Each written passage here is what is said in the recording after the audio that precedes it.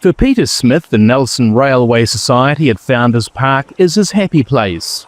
I joined about 6 years ago, having known nothing about trains, apart from living on the Aberdeen Royal Deeside Railway, where we saw the Queen going past the bottom of the garden. He's a volunteer at the Heritage Park and loves nothing more than taking the public on an automotive trip down memory lane. And that's what caught my attention several years ago when I brought the grandkids here, leaning out of one of the windows of these carriages, absolutely thrilled. It's great to see people having fun, enjoying themselves, and yeah, it's very rewarding. That's why Smith and around 40 fellow society members have been working on their own passion project for 25 years, restoring this historic locomotive steam engine back to its glory days. Came into service in 1907 in Dunedin. When it was finally decommissioned, Nelson City Council subsequently bought it, and it became a static display. The WF403 was made for shunting work in engine yards,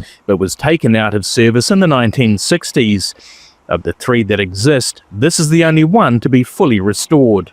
It has been a long and winding path, and a lot of amazing work has been done. But we've got a bit of a problem. This grand old lady of 118 years is going nowhere, as it requires a significant amount of coal to generate the steam engine, and that's a major pollution concern for the council.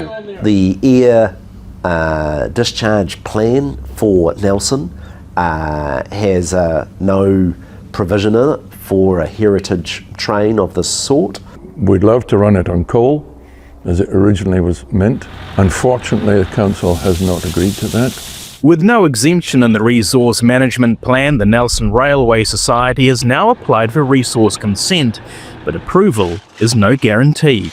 It does involve an air expert having a look at how much pollutant's going to be produced, how that relates to the air discharge plan, and no, I'm not as mayor able to say the approval will be granted. It's disappointing that nothing is happening yet, and I know the public are very, a lot upset that nothing has happened here.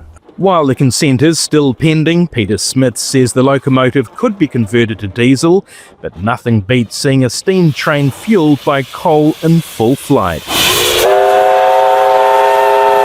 And he wants to emulate New Zealand's most famous, the Kingston Flyer, that offers public tours between Otago and Southland. The ideal would be to run it for a weekend probably, and fire it up on Saturday morning and run it for the whole weekend. We would be looking at maybe running it 4 to 6 times a year.